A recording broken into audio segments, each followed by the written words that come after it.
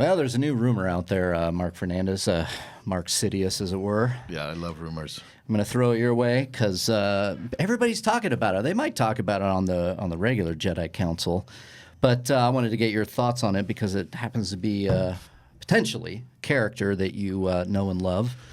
Okay. And that is Matt Smith, who is a part of Episode 9, is rumored to be playing a young Emperor Palpatine. Matt Smith. Doctor Who. Okay. Okay, wait. Yeah. Before, I was half listening to you, but now you got my attention. I got your attention. I knew it because it's the Emperor. So start again from the top. Well, Episode 9. Okay. All right. Matt Smith. He is a part of Episode 9. We don't know what. He's been announced. When he was announced by the trades, by Disney, they said it was an important role, but we don't know what. Okay. You know, they're keeping it close to the vest. So this rumor, which a number of people are reporting on, is that he is going to be playing a young Emperor Palpatine. Wow. How could that be possible? Well, look, I mean, you've been the one, and I've been very dismissive of this fan theory of yours. Which is that there's going to be a lot of flashbacks. I mean, I think that I don't know about a lot. I just know that. But the element of flashback, which is an element I think first and only used in Last Jedi. Well, they did Force backs in Force Awakens. Rey gets visions. Rey gets visions. We see Bespin. And we see the Jedi fall with Luke Skywalker there, which was hinting at Episode 8. Right. And we get some kind of trippy stuff in Revenge of the Sith. Yeah, trippy stuff in Revenge of the Sith. Okay, so look, it's inside the lexicon. You can right? My point is that especially because of Force Awakens and The Last Jedi, you can show flashbacks. You can use flashbacks to your And you've been advantage. talking flashbacks for a while now. Yeah. I think that you could couch them in Force visions. And now this kind of says, well, I mean, it's the only way to get Palpatine in there is through a flashback. Or, some people are looking at this and going, wait a minute. Remember my favorite comic book that came from Dark Horse? Yeah, it was the Dark Empire. And that was a young Palpatine returning via a clone. Is that the Emperor said, in case of emergency, break glass. And he would have he had a number of clones that he would then jump into. But then that sounds to me like Star Trek Nemesis. And I'm not interested in that. I'm not. I mean, it could be cool, but I liked it in the comic. You've seen Star Trek Nemesis, right? Yeah, I've seen it. Yeah. That's the one with your boy from The Revenant, Tom Hardy. Tom Hardy, that's right. Plays Picard. Yep. I like the idea of jumping in. I liked it in the comic. Right now, I can't really see it. I don't know how to believe this or how to take this. So who's saying these rumors? Where's it getting sourced from? I don't know. All these things are coming from. Let me see if I can find it. I'm on Fansided right now. And I'm going to just go ahead and look. During the Weekly Planet podcast, James Olsen spoke about how Matt Smith could be appearing as young Emperor Palpatine. And who's Matt Smith?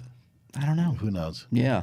It was part of the Hot Scoop or Shot of Poop part of the show, which is a great name, who detailed that according to a source of his who was close to the production, Matt Smith has been brought in to play young Emperor Palpatine. Okay. So it was a podcast. It was something that bigger than Rule of Two, you think? Might be. Yeah. I don't know. I haven't checked their numbers. Yeah. I know we got a good. I mean, we have a healthy. We have a healthy fandom. I mean, that's here. why it's a fair question. Absolutely. Yeah. But your thoughts. You don't want it. No. First of all, anything with Palpatine, I'm in. Okay. Okay. So that's a blanket statement. Yeah. Okay. And it's probably one of my favorite. Darth Vader's my favorite character. Anakin, Darth. Palpatine's my second. Right. Yeah. You right. know, and then probably Luke. Right. So that's the order for me. So heavily weighted dark side. I get it. All right. So everything with Palpatine, I'm in. Now, if I had to bet, let's assume that it's true, which I still think is a big, huge assumption. Yes. I think it has to be flashback and not clone. it doesn't. It makes more sense to me that they would use the Emperor as a narrative device to contextualize Snoke, which is a need that the fans have, and I think a need that the story has, not just the fans. Yeah. That's a far more important need than introducing a young Emperor Palpatine into the mix of, Kylo being solidified as the leader of the First Order and all of this shit. Yeah. Like maybe he's his apprentice or something. It seems like a lot of stuff to throw in there, where it makes more sense to me if somehow Palpatine had a relationship with Snoke. Yeah. Me too, and I like the idea. There was also other rumors of, but that begs not to interrupt, but that also begs the question. Wow, that sounds like a complex scene to have exposition around. Sure. So that sounds like more than a flashback like we got in The Last Jedi, which is just seconds. Right. This sounds like a friggin' scene.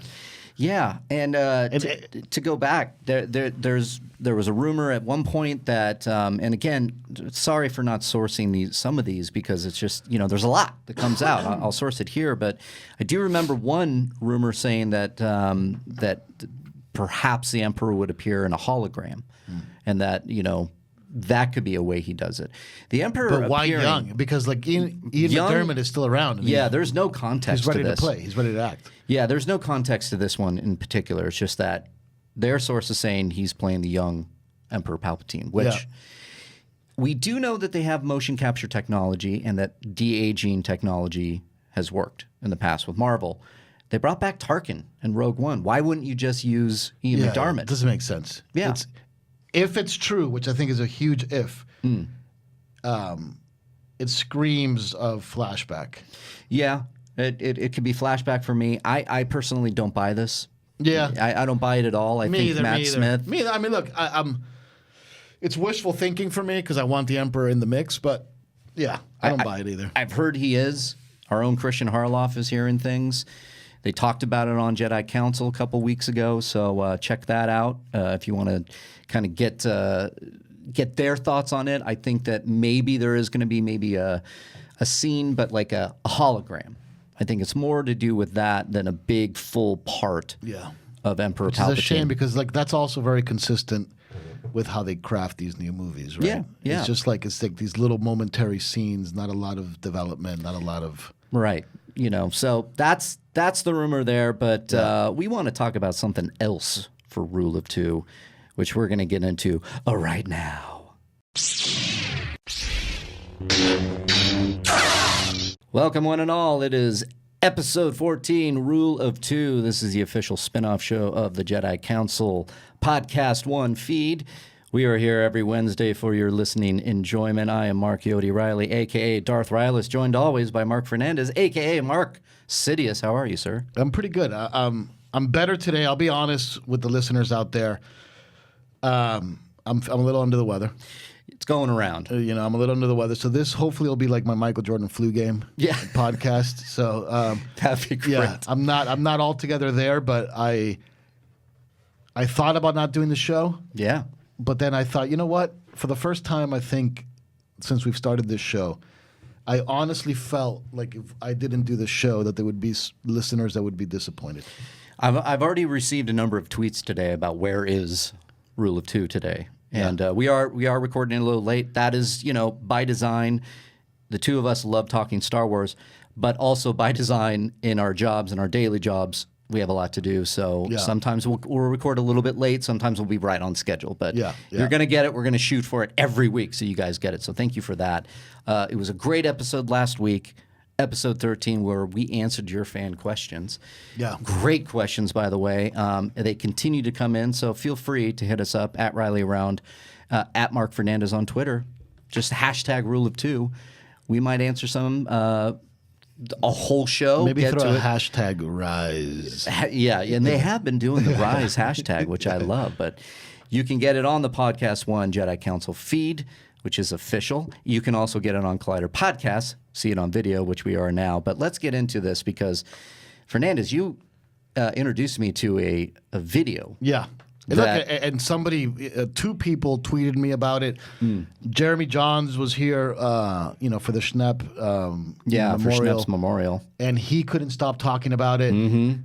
He forced me to watch it. He kept watching it throughout, the whole weekend, as well as like listening to this guy's like live cast and like his, Q&A. So it's going around. And you saw it, right? I saw it, and if people want to see it, it's called Film Fix. I believe it's Ivan Ortega. Yeah, that's it. He has created what he's calling the fixed trailer for The Last Jedi. And I really liked it. I really did. Yeah, it's good. I mean, it's not, look, let's not get carried away with it. You want my honest opinion about it? I do, yeah. Okay. So I thought that it stunk of amateurism, but I mean, if you're working with limited footage, you can't create new footage, then it just becomes an exercise in collaging. Sure. Okay. And as an exercise in collaging, it was very, very, very cool because it did something that I think is very important, and that he was able, with very minute tweaks, recontextualize the character profile of Luke Skywalker into a way more consistent Luke Skywalker with the original trilogy. Again, your opinion, correct? My opinion. Because we do get into it. A lot of you know where we stand on The Last Jedi, how much I loved it, how much you had some questions and some suggestions. Sure, but we love Star Wars. Yeah. So we can talk about this. But I will say I did get the nerd chills for Luke Skywalker in this trailer. Right. Because it does recontextualize the character to kind of give us the Luke Skywalker a lot of people were expecting. Now, I did just read an article about the canon Luke Skywalker versus the Legends Luke Skywalker. And it was a great article. It's on Mary Sue, I believe, .com. And I really liked it because it broke down what Luke was doing in the Legends novels and how they tied Luke to also the other main characters, Han and Leia and Lando, the droids and everything. And that in the Legends novels, what this particular writer noticed is that Luke's journey was always tied to his friends, is that they were always there for him. Han and Leia and Lando and et cetera, et cetera, et cetera.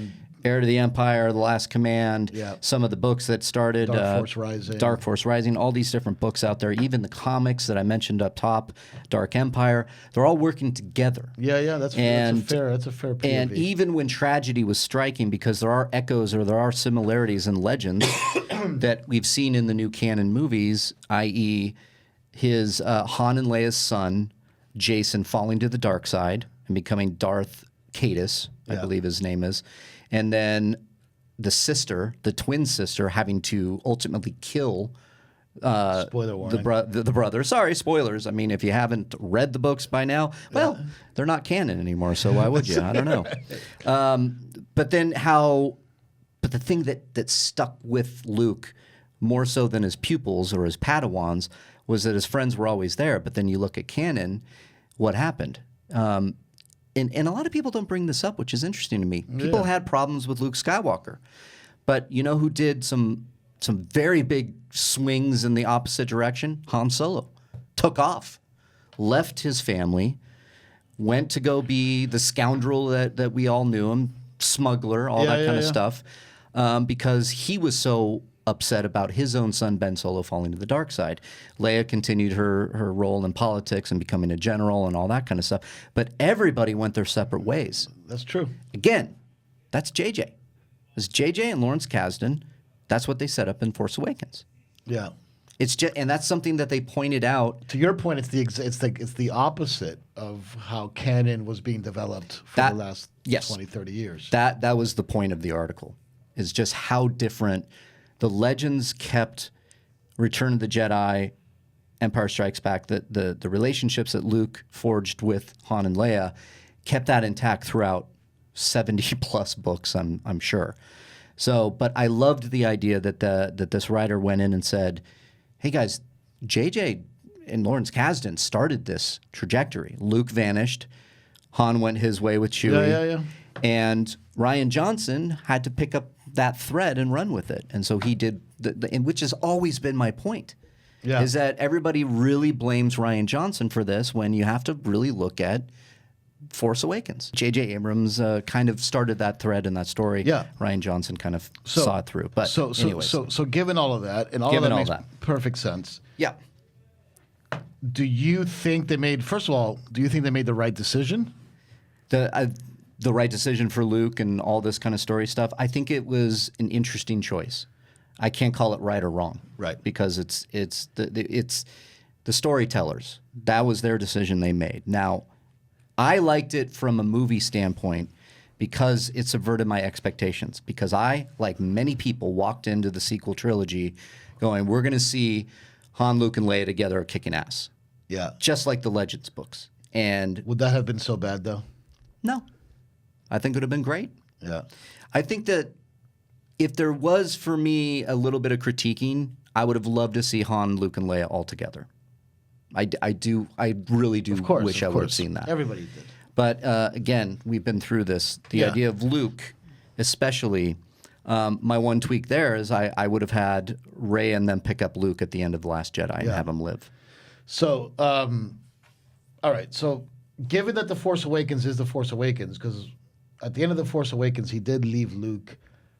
Like, Luke had vanished. Luke had vanished. We didn't know, like, what his thing was. You know, he was still a blank canvas by the time J.J. got to him. Yeah, okay? yeah. And J.J. chose a very specific direction for his character. I think that this video by this Ivan Ortega dude paints it in a way where instead of being grumpy old Luke, the Jedi must die, and all of this kind of esoteric, isolationist, you know, almost cowardly running away from the situation type thing. Like, from a certain point of view. Right. He changes it around to saying, hey, like, this is my opportunity to get involved and actually train somebody and teach them how to, you know, the ways of the Force. Yeah, so we should really kind of describe what this is. So the trailer kind of opens up with, instead of Rey handing the lightsaber to Luke, Luke hands it to Rey. Right. And that right there tells you everything. Right. It sets up that here's Luke being the master. Here's the lightsaber. I'm going to start training you. There's shots of, obviously, the First Order. There's shots of Kylo Ren. There's shots of 20th Century Fox. He adds the 20th Century Fox logo back in. So already we're going back to the basics, as it were. Yeah, yeah. It's showing, you know, it's really going into the master apprentice kind of look. We have scenes of Luke and Rey talking, intercut with scenes of Snoke and Kylo Ren, intercut with scenes of Luke training Rey, seeing Luke with Leia. But here's the one thing that really got me, and I was watching this trailer with you and Jeremy. Luke goes out, as he does at the end of The Last Jedi, and he ignites a lightsaber. Yeah. And it's green. Right. It is his lightsaber. Yeah. So what we have here is Luke Skywalker taking on the First Order, as a lot of fans wanted to see. Right. With the green lightsaber. I mean, he basically eliminated the Force projection element.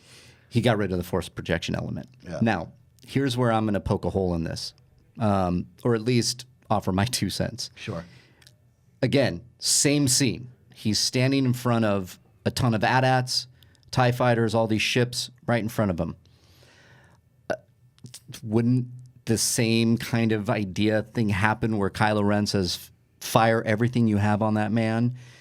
And are we to expect now that as he ignites that lightsaber, he's going to be able to dodge every bullet, block every bullet or every laser bolt, and take down the AT-ATs with a wave of the hand? That is hard for me to wrap my head around. That is the Force Unleashed video game in action. That is stuff I haven't seen before that I think a lot of people wanted to see.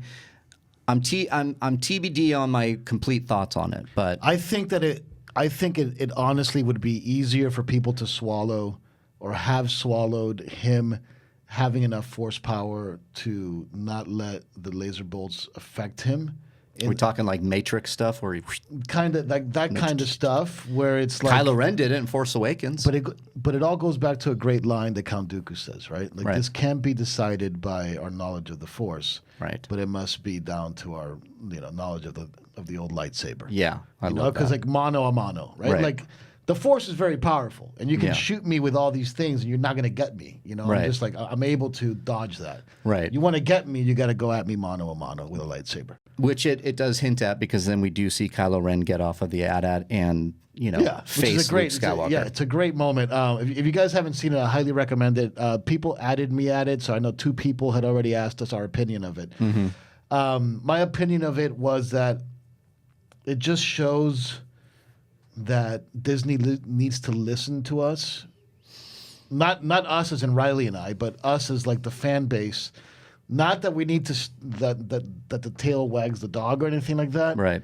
But that you do have to take, I don't know, more that when you're dealing with the biggest franchise in the world of entertainment, that there are responsibilities that I don't know, because it kind of goes counter to even George Lucas's concept of being an experimental filmmaker. Yeah. Right? Because that's what he ultimately is. He's an experimental filmmaker. So he's the guy that you can't put boundaries on. Right. So we saw that in the prequels. Right. So to imply that putting boundaries on Star Wars would make Star Wars better, to me is an erroneous statement. Yeah, I agree with you. Doesn't make sense. But Disney should at least see that going, like you said, to subvert the expectations of the audience as a storytelling technique, because everybody wants X, so you give them Y, so that you keep it new and fresh, I think is a risk that's kind of turned out poorly for them. Yeah, I agree with a lot with that. I think that JJ hit it closer than Rian Johnson did in Force Awakens. I agree. Because he had enough of the he played it very safe. He played it very safe. Where like Rian Johnson went the extreme other direction. Yeah. He like went completely experimental. Yeah. I do want to clarify something. The article that I was referring to of Luke Skywalker, Canon versus Legends, it's over at Monkey Fighting Robots. That's the title of the website. Mary Sue was some research I was doing earlier, and it just stuck in my head. Okay. Daniel Forster did the write-up. It dropped on November 7th, so if you want to check it. It's a cool concept. It's a really cool concept, and what he did was he also maintains that Luke in The Last Jedi is consistent with George Lucas's vision of Luke Skywalker, which I love, because I agree. I completely agree. I've said it many times. That's where I don't agree. Yeah, I know. And that's what I love about this podcast, is we can get into that. Sure. But everything you've told me doesn't make sense with that last statement. So if the Luke of Lucas, is a Luke that's defined by his relationship with his friends, right, and he goes counter to that, and not only him, but the whole gang, right? The whole gang of Han, Leia, and Luke are defined by their closeness to each other, and they are the rebellion, right? Yeah. Like those 3 are the rebellion. They are. For them to have finally destroyed the Death Star and implemented a new government, and for them to have separated the way that they did, seems to me very inconsistent with the Luke, Han, and Leia of Lucas. So why do you think that it's the same Luke? Because of, and again, I brought this up, him throwing the lightsaber away in the face of the Emperor for not going to the dark side to kill his father, and realizing at that moment that the Jedi way, Yoda's words are in his head, never for attack. Your weapons, you do not need them. The Jedi is for knowledge and defense, and Luke throwing down his lightsaber was basically standing up to the Emperor that I am a Jedi, and this is what a Jedi would do. And by that also, I look at it as Luke Skywalker, he's willing to sacrifice himself for his father. Right. And then that's what ultimately turns Darth into Anakin. He comes back to the light, Yep. and they defeat the Emperor together. That's what I see him throwing the lightsaber over the shoulder in The Last Jedi. The Jedi, you don't need your weapons. It just lands with me a little bit differently because I can see that. I can see it.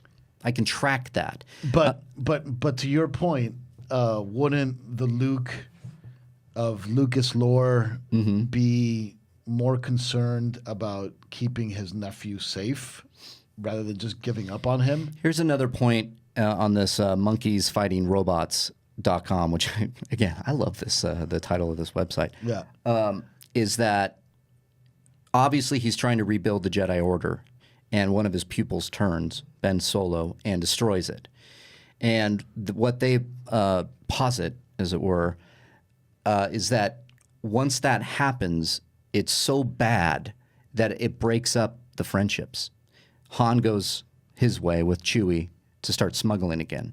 Leia buries herself in work, doesn't even train to really be a Jedi, and Luke goes off onto an abandoned island. Yeah, and none of that makes sense to me because if you're General Solo, the guy who's like the top general in taking over the Empire, going back to you can't just go back to before that. It basically The Force Awakens. I think the trouble with The Force Awakens ultimately is that it erased these 30 years of history that happened between Last Jedi and Force Awakens. Okay. And kind of took it back to the beginning. And it really is a soft reboot of Star Wars. It is, because it's giving us the Han Solo we wanted. It's giving us, especially Han Solo in Force Awakens he's the smuggler. It's Han Solo's movie. Yes, absolutely. And which is kind of strange, some strange choices, like keep Han Solo and then build the new gang, right, of Poe,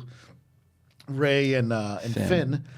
That's the new gang, and but then, to your point, that gang isn't even together as much either. No, they're not. But I mean, I continue to go to Poe doesn't meet Rey until the very end, right? Right. Well, no. In Force Awakens, Poe and Finn. Poe and Rey. Oh, right. They'll meet each other until the end of The Last Jedi. Right. But in Force Awakens, we do see them standing next to each other at one point. So it's a little bit fudged. I mean, they're on the base together at one point. Right. First of all, you're right. It was kind of one of those things where people went, huh? Did we miss something? Yeah. I mean, they are there at the same time. They're there at the same time, but all right, F that. We don't need, we can just kind of bend it into this way so that they meet at the end of The Last Jedi. Maybe it's the first time they really talk to each other. Look, just to bring it all back around. Okay. There's a reason, and look, this happened with the prequels too, right? There's those prequel edits that are flying around. They get rid of Jar Jar completely. Like the Phantom, I think it's called the Phantom edit. The Phantom edit or whatever it is. So there's always going to be a need for the fans, something that is so beloved to try to be optimized and the perfect ideal version of what you want in your head, right? All good. And it's not a surprise that they did it with The Last Jedi, right? But I guess my question is there a lesson to be learned here with this particular one so that the powers that be, because ultimately, what do we all kind of want? We all want Kathleen Kennedy to be George Lucas, or maybe not George Lucas, because a lot of people didn't like the prequels, right? But we want Kathleen Kennedy to be a good. You know what? We want Kathleen Kennedy to be Kevin Feige. Yes, that's accurate. That's what we want. And moreover, I would say Kathleen Kennedy to really truly listen to the fans, right? Right. Or at least be aware that she can't keep beating them over the head with something that they're not responding to. Right. And I think that's why I look, and I know we've talked about this ad nauseum, but that's why I have a lot of high hopes for Episode 9. I actually really do think Episode 9 is going to be great. Yeah. Because I think that it's the first time that J.J. Abrams is going to feel like he doesn't have any shackles on him. And he's going to give us lightsaber fights. He's going to give us plenty of Force stuff. He's going to give us plenty of bad guy. I think Episode 9 is going to be a friggin' fireworks show. I think it's going to be really good. I agree, and I think that there's also an extra bonus for the TLJ detractors. Yeah. You've been heard. Yeah. You've been heard. You really have, and I think there was a very calculated reason JJ came back. Yeah. And it was to your point, give us some fireworks, give us some lightsaber duels, give us some... Yeah, give us, like, reinvigorate the franchise and really set it up for the future. And like, that's JJ's job right now. That is JJ's job. It's a tall order. He's got to stick that landing. But I think he's keenly aware of the pressure. Oh, yeah, and I think that JJ, because he's JJ and because he's such a huge fan...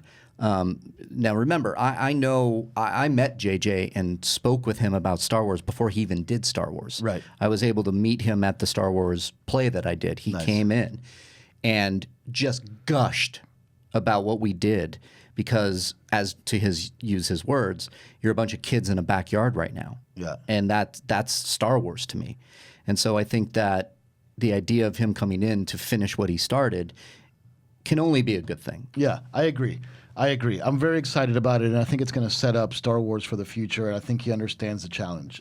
Yeah. So look, I want to do a little quick housekeeping. Yeah, last week we talked about a story that we had heard. Okay? Ah, good. I'm glad you're going here. Yeah. Yeah. So we were asked, where is it? Yeah. So the story did not, as far as I know from my sources, the story hasn't been confirmed to the point of it being newsworthy. Right. So it has not been announced. Correct. But there is somebody coming into the studio tomorrow that is going to be, it's a very exciting guest. Yeah. Coming into Collider Studios tomorrow for one of our shows. Mm-hmm.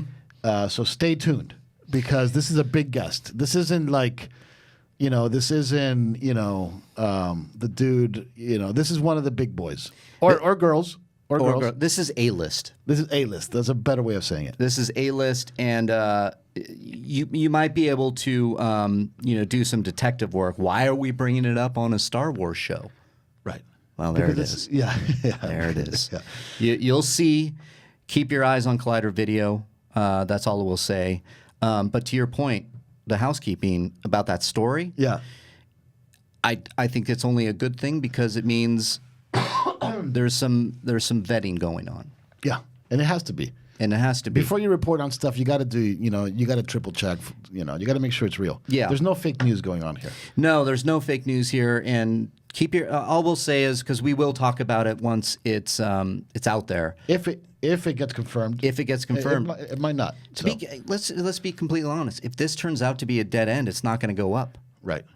That's just it. That's just it. Because there's no fake news, because there's a lot of vetting involved, because of the things that we take very seriously here. So just keep your eyes open on Collider in general, and you will be hopefully happy. I'm looking for it too. I can't wait. Yeah. But man, I know it's one of those things. Look, let's put a little button on the discussion for about this video.